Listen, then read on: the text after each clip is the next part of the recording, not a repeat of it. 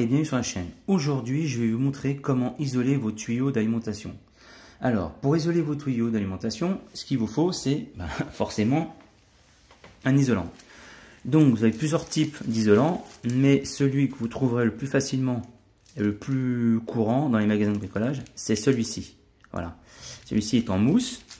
Il existe en plusieurs formes, c'est-à-dire que il existe soit en entier sans être découpé, donc vous le découpez vous-même, dans plusieurs diamètres, et vous avez celui-ci aussi qui se trouve dans plusieurs diamètres, et celui-là il est prédécoupé avec des bandes autocollantes de chaque côté. D'accord?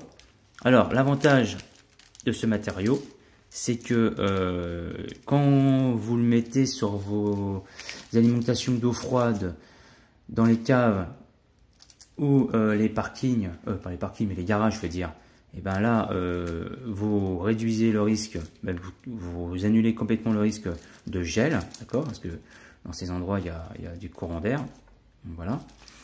Mais aussi quand vous allez isoler vos tuyaux d'alimentation d'eau chaude, il y a plusieurs avantages. Alors le premier déjà, c'est celui le gain, c'est-à-dire que vous allez faire des économies en sous, en argent, et en consommation d'eau. Voilà. Parce que quand on est en hiver et qu'il fait froid, vous allez vous laver ou vous laver les mains ou utiliser le lavabo ou l'évier, peu importe. La différence, ça va être dans le temps que vous allez attendre pour avoir l'eau chaude. Admettons, si vous mettez, j'exagère un peu, mais si vous mettez 1 minute pour avoir de l'eau chaude, parce que votre eau chaude arrive, il faut qu'elle monte en température, le tuyau, tout ça et tout, enfin voilà. Et ben là, vous allez mettre 1 minute, mais avec ça, vous allez mettre, admettons, je sais pas, moitié moins, donc que 30 secondes. C'est un exemple. Et la différence, ça va être là. Voilà, vous allez faire des économies. Et vous allez gagner aussi en confort. Voilà. Alors, cet isolant, très facile, hein, je vous montre, hein, c'est vraiment à la portée de tout le monde. Hein. Bon là, c'est un exemple. Mais si vous avez sur le mur, vous l'ouvrez et vous le mettez. D'accord? Bon, ça se place comme ça. Voilà, tac, hop, on l'enfile comme ça. Bon là, je vais pas. Quand c'est sur les murs, on l'enfile pas comme ça, mais voilà, on s'est compris, hein. Voilà. Hop. Et pour le coller, qu'est-ce que je fais? Je décolle de chaque côté. Voilà, j'enlève. Bon, je ne fais pas parce qu'après ça va être perdu. Et je ferme tout le long. Et c'est isolé. D'accord? Le tuyau est complètement isolé. Sauf qu'il y a un truc que je vois souvent. Surtout pour l'eau chaude, hein, parce que l'eau froide, bon, encore, on n'est pas obligé, hein. Après chacun voit comme il veut, on n'est pas obligé d'isoler la vanne. Mais moi, si je veux faire des vraies économies, voilà, on isole, on met l'isolant jusqu'à l'écrou, et ici, on ne peut plus mettre de mousse comme ceci. Donc, qu'est-ce qui existe? Je vais vous montrer. Eh ben, il existe des bandes autocollantes. C'est la même matière que l'isolant comme ça, là, qui est la mousse qui est là. C'est exactement la même matière, sauf que c'est des bandes autocollantes. Par contre, dans les magasins de bricolage grand public, vous allez avoir du mal à en trouver. Après, il faut aller dans les magasins de bricolage semi-professionnels, comme Point P ou comment dire, l'autre là, CDO. Vous pouvez aller chez eux. Mais j'ai regardé moi pour que ce soit plus facile et plus simple pour tout le monde. On peut trouver ce matériau, cette bande adhésive chez Amazon. Et oui, j'ai été étonné, on en trouve. Franchement, là, je suis vraiment surpris. Voilà.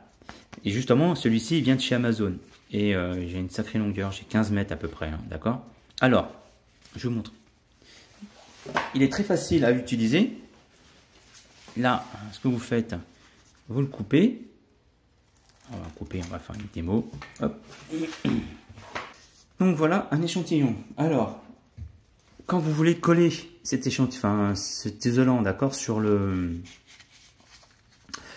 vanne, faites pas la même bêtise que moi, d'accord, parce que je le sais, mais des fois on réfléchit pas.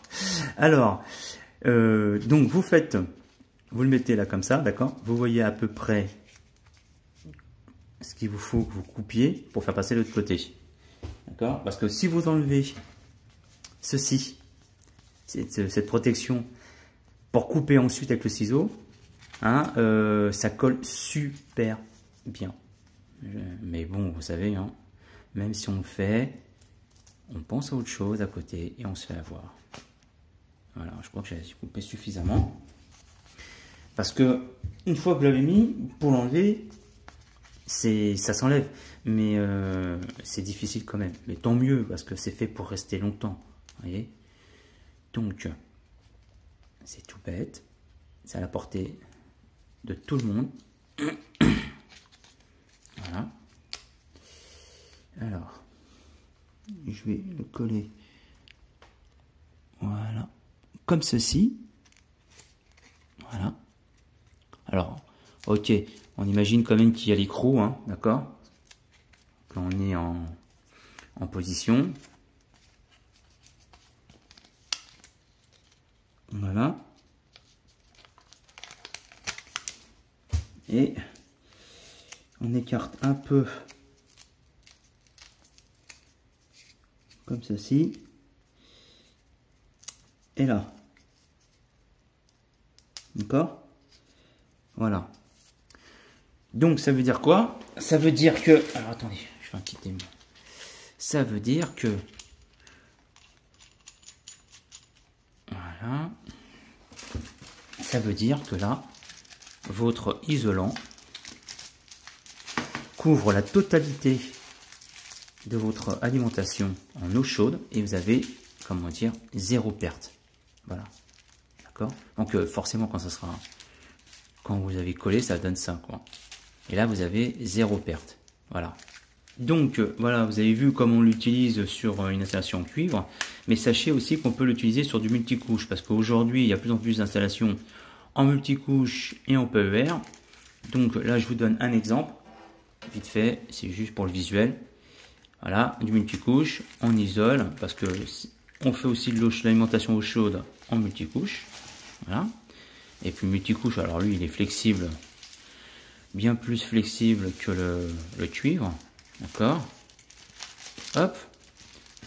Vous allez voir ce que ça donne. Alors évidemment, il y aura des endroits, c'est ouvert parce que c'est une démonstration et que, vous voyez, s'il avait été collé, j'enlève l'adhésif et je le colle, comme ceci. Voilà. Tac. Voilà. Et ça donnerait ça sur votre installation au mur. Voilà. Ce n'est pas fait que pour le cuivre, c'est fait aussi pour du multicouche et du PER. Il est facile à utiliser, il est hyper flexible. La preuve, regardez. Je voulais aussi vous dire autre chose, c'est tout ce qui concerne les alimentations pour les jardins. C'est-à-dire, vous avez votre tuyau qui sort de votre logement, de votre maison, et il longe le mur extérieur, et vous avez une vanne au bout. Donc, vous avez plusieurs possibilités, c'est-à-dire que soit vous mettez un isolant, mais pas comme celui-ci, en fibre de verre avec un revêtement en alu, d'accord? Soit vous mettez un système de câbles électriques qu'on met sur les tuyaux et qu'on entoure autour, et puis ça évite le gel, mais ça consomme un peu d'électricité. Pas grand-chose, mais quand même un peu. Mais sinon, pour moi, à mon humble avis, il vaudrait mieux mettre une vanne avec une petite purge juste en dessous, que je vous montrerai en photo.